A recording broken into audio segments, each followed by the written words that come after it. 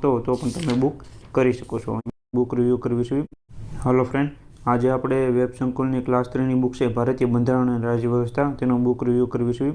કારણ કે ઘણા વિદ્યાર્થી મિત્રોની કોમેન્ટ હતી કે સર વેબ સંકુલની જે ક્લાસ 3 માટે આવે છે તે બુક કેવી છે। તો આજે તમે વિડીયો પૂરેપૂરો જોશો જેથી કરીને તમને પૂરેપૂરી માહિતી ખ્યાલ આવે બુકમાં કેવી રીતના માહિતી આપેલી છે, અને જો તમે નવી બુક લેવા માગતા હો બંધારણની તો આ બુક તમારા માટે કેવી છે તે પણ તમને ખ્યાલ આવશે। અને જો તમે બુક અપડેટ કરવા માગતા હો તો પણ તમે બુક કરી શકો છો। અહીંયા હું સૌપ્રથમ તમને ઇન્ડેક્સ જણાવી દઉં અને અંદર તમને 3 થી 4 ચેપ્ટર જણાવું જેથી કરીને તમને ખ્યાલ આવે કે આમાં કેવી રીતના અપડેટ માહિતી બધી આપેલી છે અને કેટલી માહિતી આપેલી છે, ક્લાસ 3 વાળા માટે ઇનફ છે કે નહીં તે પણ તમને ખ્યાલ આવશે। અહીંયા ઇન્ડેક્સમાં તમે જોઈ શકો છો સૌપ્રથમ બંધારણની બેઝિક માહિતી આપેલી છે। બંધારણ, ભારતનું બંધારણ, રાજ્ય વ્યવસ્થા કોને કહેવાય, રાજનીતિ કોને કહેવાય, વિશેષ સ્પષ્ટતા, એવી રીતના જે કંઈ માહિતી છે અહીંયા આપેલી છે। પછી બંધારણની ઐતિહાસિક પૃષ્ઠભૂમિ એટલે જે કંઈ બંધારણ રચતી વખતે પહેલાં જે કાયદાઓ થયેલા હતા તેની સંપૂર્ણ માહિતી અહીંયા આપેલી છે। આવો પ્રશ્ન જીપીએસસીમાં પૂછાતો હોય છે તો પણ ક્લાસ 3ની બુકમાં આ બધાય કવર કરેલા છે। ઘણી બુકમાં આ કવર કરેલા નથી હોતા અથવા થોડી ઘણી માહિતી હોય છે। અહીંયા હું તમને આગળ બતાવીશ જેથી કરીને તમને ખ્યાલ આવે કે કઈ રીતના સંપૂર્ણ માહિતી આમાં કવર કરેલી છે। પછી અહીંયા ચેપ્ટર વાઇઝ આપેલા છે। બંધારણ સભાનું નિર્માણ અને કાર્યવાહી કઈ રીતના થયેલી છે, બંધારણની લાક્ષણિકતાઓ અને સ્ત્રોત તે પણ આપેલા છે। અહીંયા તમે વિડીયો પોઝ કરી ઇન્ડેક્સ વાંચી શકો છો જેથી કરીને તમને સંપૂર્ણ માહિતી ખ્યાલ આવે। આમુખ આપેલું છે, સંઘ અને તેનું રાજ્ય ક્ષેત્ર આપેલું છે, નાગરિકતા, મૂળભૂત અધિકારો, આવી રીતના સંપૂર્ણ માહિતી આપેલી છે તે પણ ટોપિક વાઇઝ અને અલગ અલગ જે કાંઈ અનુચ્છેદ છે અહીંયા તમે જોઈ શકો છો 17, 18, 19, પછી 19 એક A, B, C, D એવી રીતના પણ માહિતી ડીપમાં આપેલી છે। એટલે ક્લાસ 3નું પેપર બંધારણના જો ક્વેશ્ચનો અઘરા નીકળે તો પણ આ બુકમાં કવર થઈ જશે, કારણ કે તમારી પાસે કદાચ જૂનું એડિશન હોય તો તેમાં આટલું બધું ડીપમાં નહીં આપેલું। આ અપડેટ બુક છે અને સારી એવી 2023ની અપડેટ બુક છે। અહીંયા આવી રીતના ઇન્ડેક્સમાં સંપૂર્ણ તમે માહિતી બધી વિડીયો પોઝ કરીને જોઈ શકો છો। અને સુપ્રીમ કોર્ટના અગત્યના ચુકાદાઓ હમણાં બધી પરીક્ષાઓમાં પૂછાય છે તો તે પણ અહીંયા અલગથી બધાય આપેલા છે, તમે જોઈ શકો છો। અને બંધારણીય સંસ્થાઓ આપેલી છે, પછી બિન બંધારણીય સંસ્થાઓ આપેલી છે, જે કંઈ સંસ્થાઓ છે તે પણ અલગથી અહીંયા આપેલી છે। વૈધાનિક, નિયમનકારી, અર્ધન્યાયિક બધી સંસ્થાઓ આપેલી છે, ચૂંટણી વિશે માહિતી આપેલી છે, અને છેલ્લે એપેન્ડિક્સ આપેલું છે જેમાં સંપૂર્ણ માહિતી તમને અલગ અલગ માહિતી મળશે। એ તે હું તમને વિડીયોના એન્ડમાં જણાવી દઈશ। અહીંયા વિષય પ્રવેશ અને વિષય સમજૂતી વિશે તમને જણાવો। બંધારણ કોને કહેવાય, ભારતનું બંધારણ કઈ રીતના બન્યું, શું છે, રાજનીતિ કોને કહેવાય, અહીંયા શબ્દો વિશે માહિતી બધી આપેલી છે। બંધારણની ઐતિહાસિક પૃષ્ઠભૂમિ અહીંયા તમે જોઈ શકો છો બંધારણની શરૂઆત કઈ જગ્યાએથી, કોનું પહેલાં કંપનીનું શાસન હતું, પછી તાજનું શાસન આવેલું તેની માહિતી આપેલી છે। કોષ્ટક દ્વારા માહિતી દર્શાવવામાં આવેલી છે તે પણ તમે જોઈ શકો છો,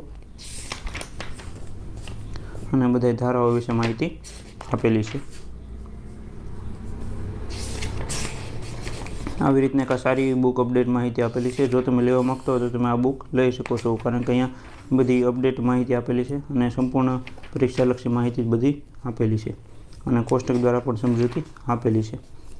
આમાં અમુક ચેપ્ટર તમને બતાવવાનો એ મતલબ છે કે જેથી કરીને તમને ખ્યાલ આવે કે આ બુકમાં કેવી માહિતી બધી આપેલી છે। અને બંધારણ સભાનું નિર્માણ અને કાર્યવાહી આપેલી છે, પ્રસ્તાવના આપેલી હોય છે, એની પૃષ્ઠભૂમિ આપેલી છે, નહેરુ રિપોર્ટ આખો આપેલો છે। પછી અહીંયા તમે જોઈ શકો છો બંધારણ સભાનો વિચાર અને માર્ગ આપેલી છે, અલગ અલગ માહિતી બધી આમાં કવર થયેલી છે તે પણ તમે જોઈ શકો છો। અહીંયા અમુક વ્યક્તિઓ જે બોલેલા હોય છે તે પણ કથનો અહીંયા કોષ્ટક દ્વારા આપેલા હોય છે, કારણ કે આ પણ પરીક્ષામાં પૂછાય છે। અહીંયા તમે જોઈ શકો સમિતિઓ અને પેટા સમિતિઓ અલગ અલગ કોણે બનેલી હતી, એના વડા કોણ હતા તે પણ માહિતી અહીંયા આપેલી છે।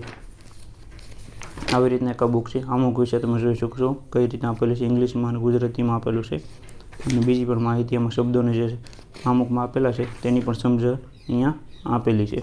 સંઘ અને તેનું રાજ્યશાસ્ત્ર વિશે માહિતી આપેલી છે। અનુચ્છેદ પણ તમે જોઈ શકો છો, અહીંયા થોડાક અનુચ્છેદ બતાવું જેથી કરીને તમને ખ્યાલ આવે અનુચ્છેદ 2માં કેટલી ડિટેલમાં માહિતી આપેલી છે। ક્લાસ 3 વાળા માટે તો ઇનફ જ છે આ બુક। જો તમે સારી રીતે તૈયારી કરવા માગતો હો તો આ બુક તમે લઈ શકો છો, કારણ કે અહીંયા સંપૂર્ણ માહિતી બધી કવર થયેલી છે। આવી રીતના એક બુક છે। આખી બુક તો તમને નહીં બતાવી શકું, કારણ કે અહીંયા અમુક ચેપ્ટર તમને બતાવું છું જેથી કરીને તમને ખ્યાલ આવે। ઉપરાષ્ટ્ર વિશે તમે જોઈ શકો છો, ઉપરાષ્ટ્રપતિ વિશે સંપૂર્ણ માહિતી અનુચ્છેદ દ્વારા દર્શાવેલી છે અલગ અલગ, અને છેલ્લે કોષ્ટક દ્વારા પણ માહિતી આપેલી છે। આવી રીતના એક બુક છે અને આ સારી અપડેટ બુક છે, અને બુકના લાસ્ટમાં એક મેપ પણ આપેલો છે જેમાં સંપૂર્ણ અનુચ્છેદ બધા આપેલા છે, તે હું તમને પણ બતાવી દઉં જેથી કરીને તમે દિવાલમાં જો આ મેપ ચોંટાડવા માગતા હો તો પણ તમે ચોંટાડી શકો છો। અહીંયા બધા અનુચ્છેદ આપેલા છે તે તમે જોઈ શકો છો। આવી રીતે મેપ પણ અહીંયા જોડે આપવામાં આવેલો છે।